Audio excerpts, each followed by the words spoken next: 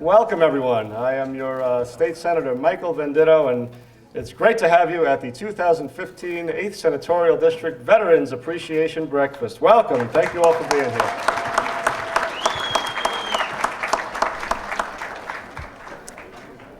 If you will, before we start today's ceremonies, we're going to have a lot of fun and do some great things, have some fantastic presentations for you. We are, of course, today is September 12th.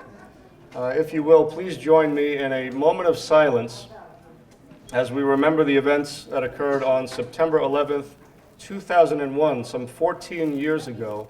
Of course, we keep in our thoughts, you can rise if you like. You keep in our thoughts and our prayers those who perished, the families and friends who to this day are still mourning, those who are suffering from 9/11 related illnesses, and of course, the men and women who are around the world out there defending our freedoms. If you will, please join me in a moment of silence to remember September 11th, 2001.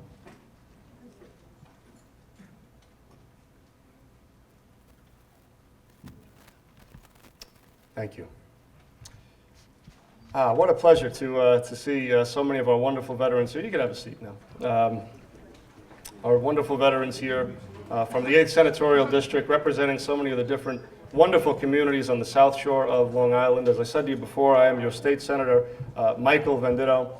It has been a pleasure to serve you as your State Senator for the first 8 months of my tenure. I'm just so thrilled and excited to be here this morning. I got a chance to greet pretty much everyone as you came in the door. And really just want to remind you what today is all about, ladies and gentlemen. Many of you were thanking me and our staff for holding this event. This breakfast, is designed first and foremost to thank you.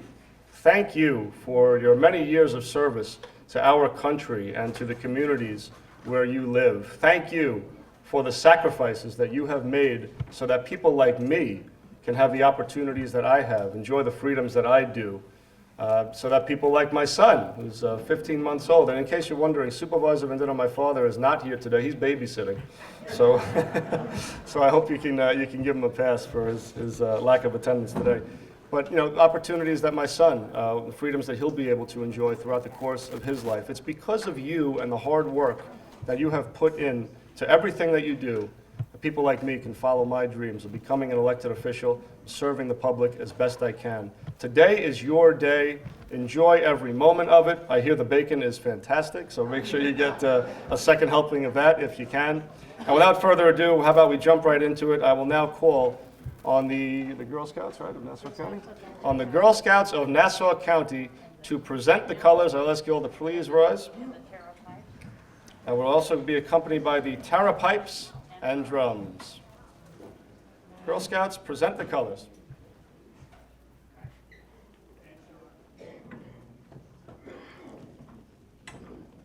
Hand over your heart, hand salute for anyone who's serving.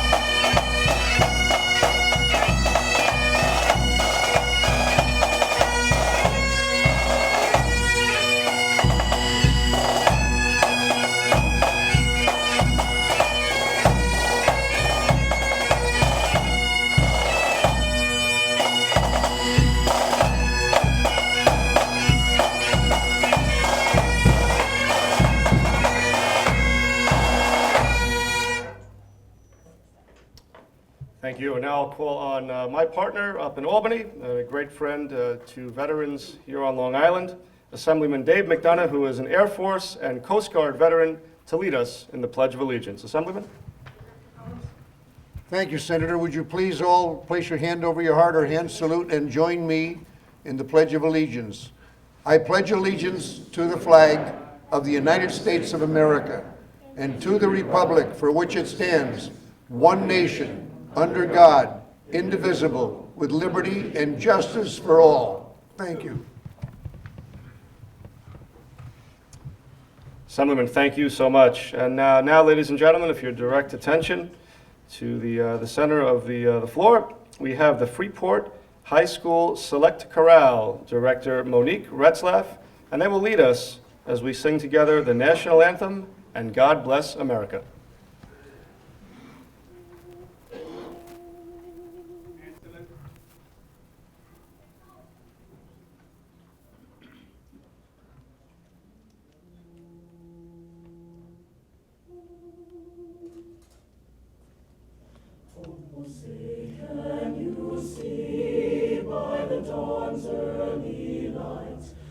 So proudly we hailed at the twilight's last gleaming, whose bright stripes and bright stars through the perilous fights, o'er the ramparts we watched were so gallantly streaming, and look his red glare, the bombs bursting in air, gave proof through the night that our flag was still there.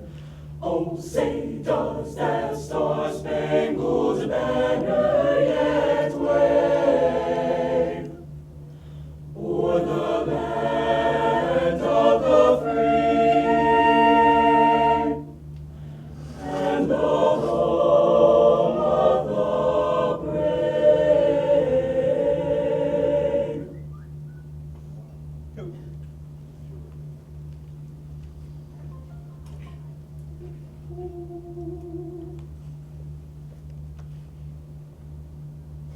God bless America, land that I love. Stand beside her and guide her through the night with the light from above. From the mountains to the prairies, to the oceans white with foam. God bless America, my home, sweet home. From the mountains to the prairies, to the oceans white with foam. God bless America, my home, sweet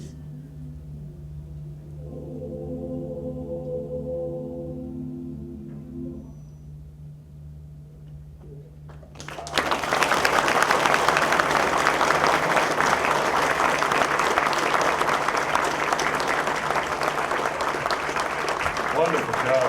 Beautiful performance. You know, as I say, folks, our future here on Long Island, it's only as bright as our young people. I think based on performances you're seeing here and the kind of wonderful young people we have before us, it is going brighter and brighter, our future each day. How about one more hand for the Girl Scouts of Nassau County and the Freeport Select Chorale, Tara Pipes and drums. Thank you.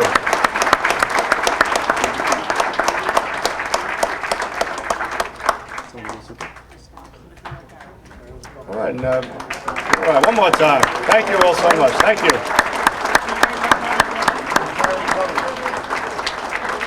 And I will now call on the Girl Scouts of Nassau County to retire the colors. Retire the colors, please.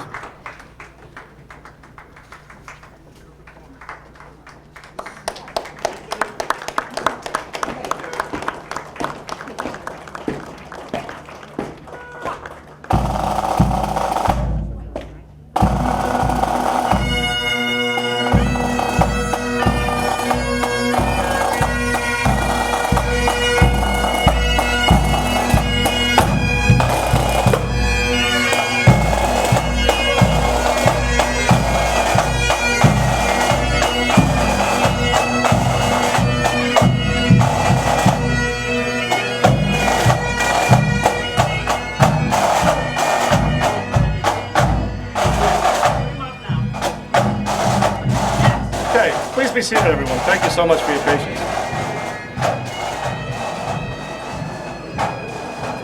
You heard before from Assemblyman McDonough. Hey, how are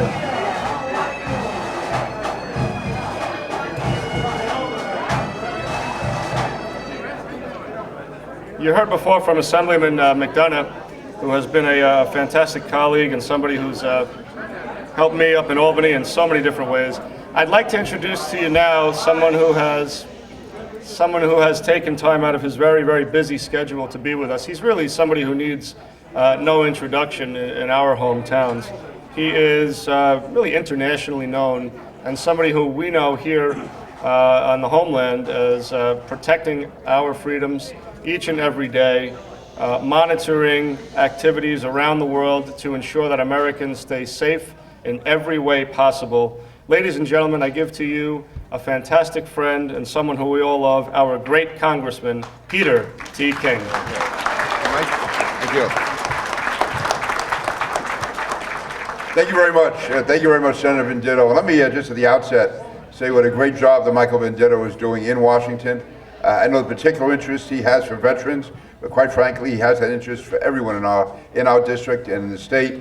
And my office, it's an absolute privilege to work with him. There's total cooperation, and same with Dave McDonough, who is an outstanding assemblyman. So you're really well represented in Albany. In Washington, I'll leave it, you can decide that. No, but seriously, let me thank all of the veterans for the work that you have done, the fact that you were there when the nation called, the fact that you continue to be active in the veterans community really is a testament to the, again, what outstanding people you are. And I would say what makes our communities great, no one does more to make that greatness than our veterans, who are always there, have always been there, and really contribute so much to the quality of life that we enjoy. Senator Venditto has asked me if I would just discuss some of what's going on in Washington. Actually, I'd rather not, but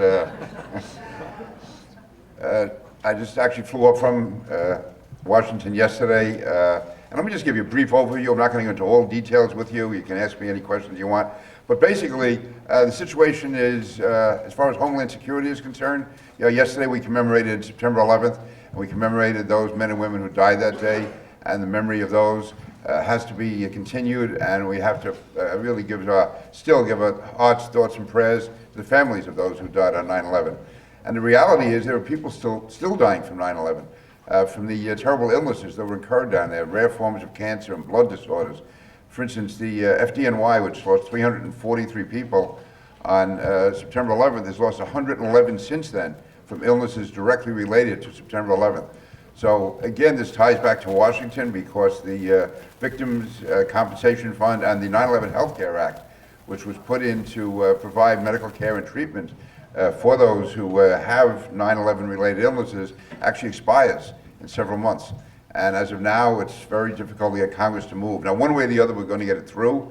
But again, it's part of the dysfunction that's going on in Washington, where we can spend so much time fighting about things that are not important and ignore such a basic issue as people who are literally dying every day from illnesses that they suffer from what happened on September 11th. And these, again, it's a fight. There's a very good editorial today in the New York Daily News about it. And actually, I'm sort of running in bad company, but I'll be with Jon Stewart next week, of all people. He's coming down to my office. And we're trying to coordinate efforts in Washington so we can get publicity on this issue, because it's really a silent issue. It's behind the scenes. These people are literally dying continually. It's really horrible. And now, as far as the military situation, I think that anyone who's looked at this objectively, our men and women of our armed forces, the work that they did in Iraq, the work they did in Afghanistan, the work that our special forces do everywhere has been just phenomenal.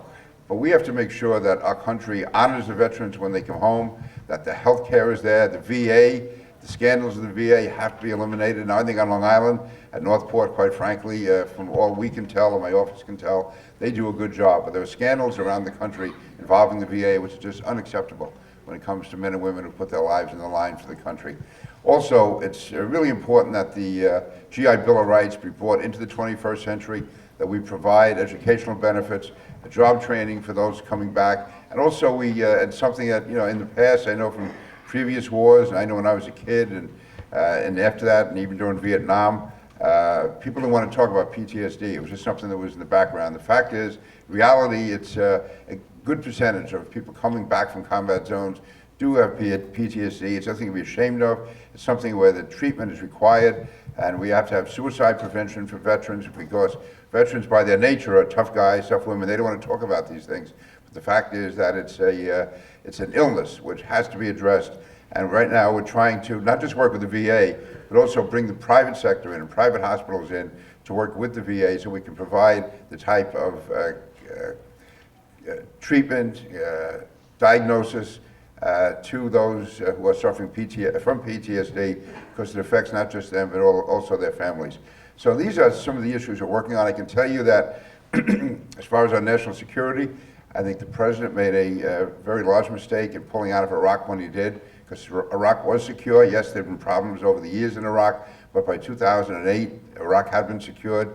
And while it was not a perfect democracy, it was a stable country. But by us pulling out, that's allowed Iran to have really a disproportionate influence in Iraq. It's caused ISIS to come into account. I'll tell you, ISIS is a brutal force. They are intent on attacking us here in the United States, which, by the way, is a reason, I know, and I have to be clear on this. There's a story on it in Newsday today, and the story is accurate. But as far as the refugees that we see, your heart goes out to those refugees. But I can tell you the hardest thing is going to be to find out who's a real refugee and who's not, because there are absolutely no records in Syria. There's no government records. There's no CIA or intelligence on the ground. There's no welfare or dying up here myself.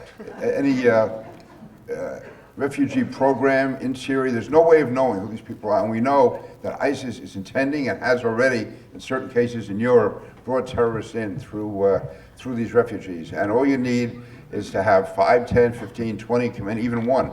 See what happened with the Boston Marathon. They were 2 refugees who received political asylum, the 2 Tsarnaev brothers. So while we've always been a haven for refugees, I really think the president is making a mistake by saying that we're going to allow 10,000 into the country. Over the last year, it's taken us more than a year just to vet 1,500. And I'm not even sure of those 1,500. To say we're going to automatically bring in 10,000 is, I think, putting us at risk. And we have to be very careful on that. On the other hand, once you do it, then you get denounced as being inhumane. But my main obligation is to protect the people of the United States. And that, I think, is what we have to really set our goal on.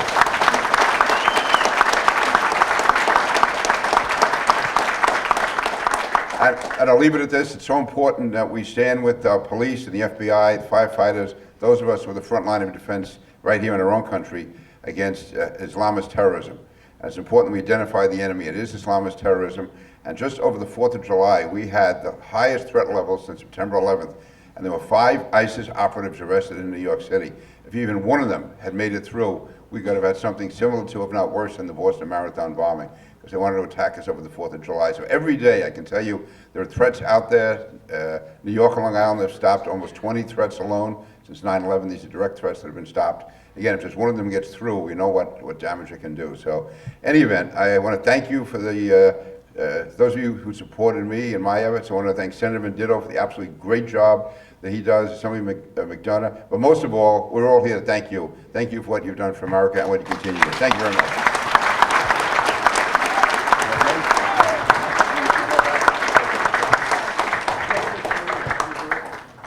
Always.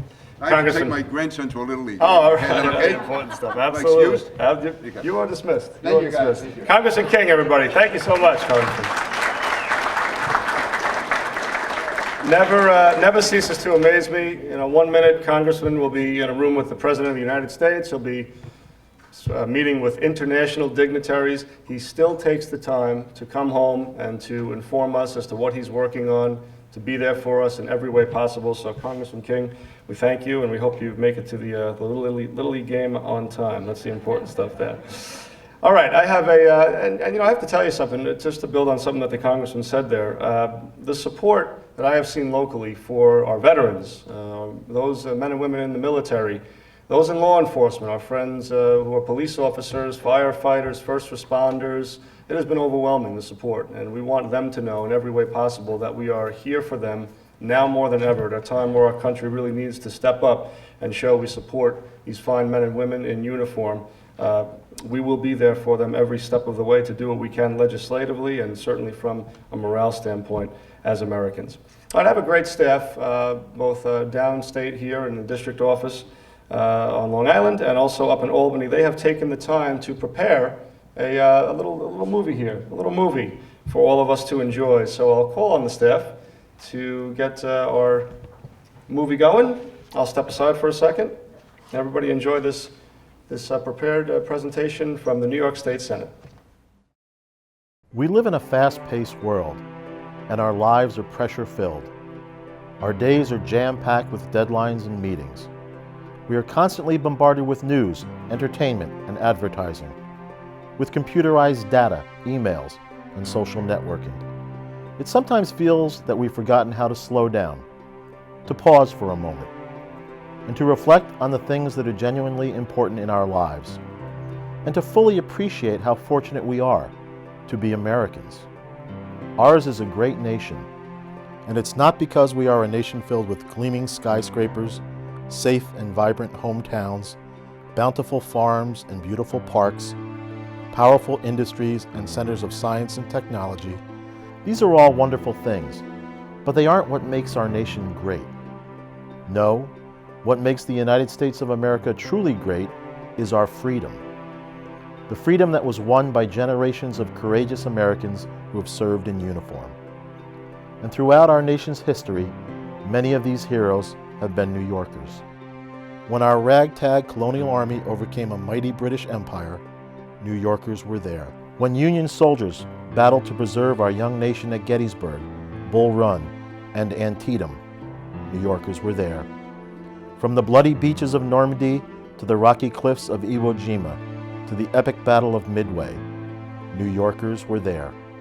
When the trailblazing Tuskegee Airmen flew with pride and valor, New Yorkers were there. At the liberation of the Dachau concentration camp, New Yorkers were there.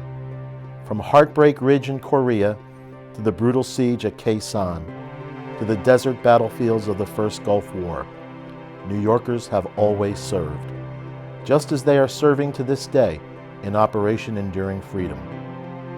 Driving tyrants from power, overcoming fascism and communism, and defending freedom at home and abroad, New Yorkers have always been there. By the thousands they have come, young kids from Long Island, the Big Apple, and across upstate, from Belmore, Brooklyn, Binghamton, and Buffalo, from the suburbs, family farms, and small towns throughout this great state. When our nation is called, New Yorkers have always responded, and they have always sacrificed. And countless New York families have sacrificed as well. The thousands of loving mothers and fathers, husbands and wives, sons and daughters, who have known the sacrifice, the loneliness, and the heartbreak caused by war. So the next time that you sit down at the dinner table, join your family in worship, or tuck your children in at night, maybe it's time to slow down, to take stock, and to remember that it is our freedoms that make our nation great. And to also remember that it is precisely these freedoms that have been secured for us by the courageous men and women of America's armed services, from the dawn of our nation right up to this very moment. Thank you for your service, and God bless America.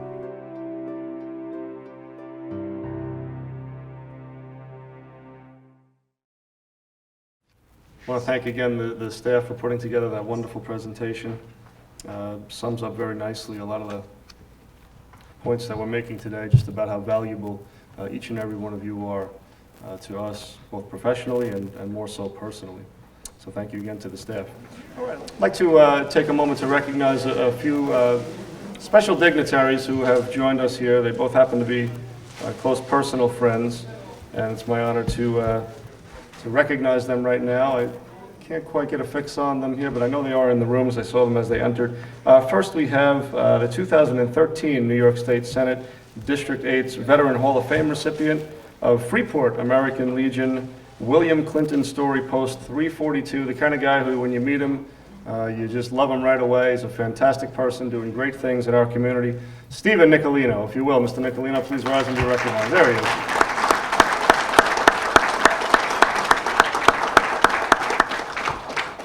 And another fine gentleman who is doing wonderful things in the Roosevelt community from where he hails. Saw him walking in as well this morning. Just another fellow who, upon meeting him, you just instantly see what a nice person he is, how giving and compassionate and patriotic all at the same time. If you will, please recognize Brigadier General George Jones, ladies and gentlemen. All right, Mr. Jones.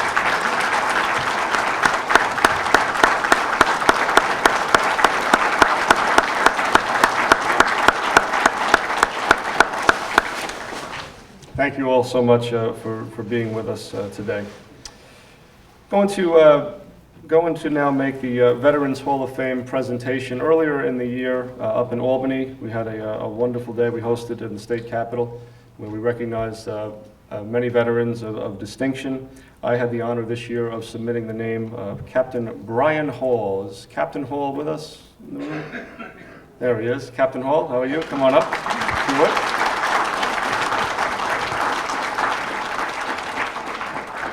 And while it's nice to do things in Albany, it's much nicer to do them here at home where we can be with all of our friends and loved ones. So if you'll allow me, I'd just like to read a little bit about Captain Hall and why he is our man of distinction for this morning. I think you'll find that the resume he has built over the years is just absolutely incredible. So Captain Hall was born in New York City, and he graduated from the United States Merchant Marine Academy, Kings Point, New York in 1984. Upon commissioning, he reported for active duties to Surface Warfare Officer School Command. Captain Hall's sea duty assignment was on board USS Nitro, where he served as replenishment at Sea Division Officer and First Division Officer. While assigned to the USS Nitro, he qualified as Surface Warfare Officer. Mr. Hall's first reserve assignment was Operations Officer for Convoy Commodore in 2012. He thrived in subsequent positions, receiving many assignments as a competent leader. In 2012, June of that year, he assumed his present duties as Deputy Reserve Component Command for Navy Region Mid-Atlantic. And on December 1st of 2012, he would assume duties with USFF as Senior Staff with Strike Training Group Atlantic. After serving so valiantly and with such leadership, Mr. Hall was decorated with the Navy Meritorious Service Medal, the Navy Commendation Medal, the Navy Achievement Medal, the Navy Unit Commendations, the Humanitarian Service Medal, and the Global War on Terrorism Service Medal. Incredible. Captain Hall holds a USGC license as Master of Steam and Motor Vessels on any gross tons oceans, and is Professor of Marine Transportation at the United States Merchant Marine Academy. He has lived a lifelong military life along with our veterans. He deserves, in so many ways, to be recognized and commended, and thanked, of course, for his service to our nation. Ladies and gentlemen, I give you the 2015 Veterans Hall of Fame certificate of recognition. I present it to Brian J. Hall. Congratulations, Captain Hall. Thank you very much, sir. Appreciate it.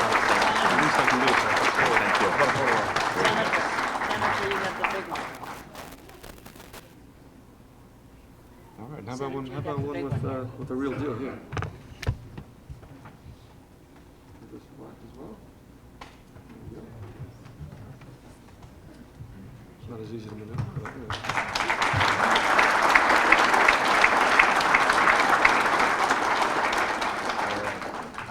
Thank you so much, Senator. Of course, Captain Hall, thank you for Appreciate what you it. do. Thank you. Absolutely. We have a very special raffle that's going to take place in just a moment. We have a flag, United States flag, that was flown over the nation's capital, and we're going to raffle it off to one lucky veteran this morning. I'm going to ask Kayla, a wonderful young lady with our office, to pick a winner. Come on up, Kayla.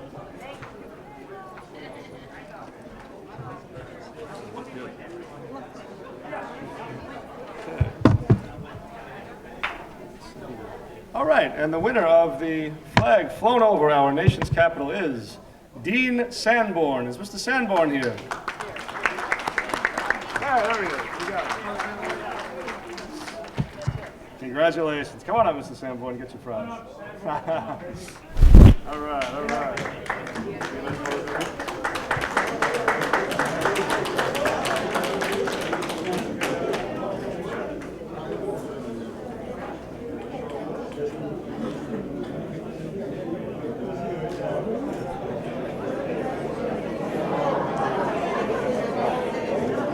Just want to remind everybody on your way out, to my right, your left, we have a lot of good information that you may want to take with you. Informational brochures on veteran services, American flags, bookmarks, and information about your local government. So feel free to help yourself and contact my office, of course, if there's anything that we can help you with. I'd like to extend gratitude toward the following groups for all their hospitality and everything that they have done to help make this event possible. The Seaford Knights of Columbus, the Girl Scouts of Nassau County, Freeport High School Select Chorale, Gary Louie and the Museum of American Armor. You probably saw those beautiful tanks that we had outside. Major Stewart, Adam Wolfer Institute, Seaford Fire Department, Nassau County Police Department, Doug Gerber and the Smith Street Deli, Congressman Peter King, Tara Pipes and Drums, and all of the upstate and downstate staff. Let's have a hand for everybody who made today's event possible. Thank you.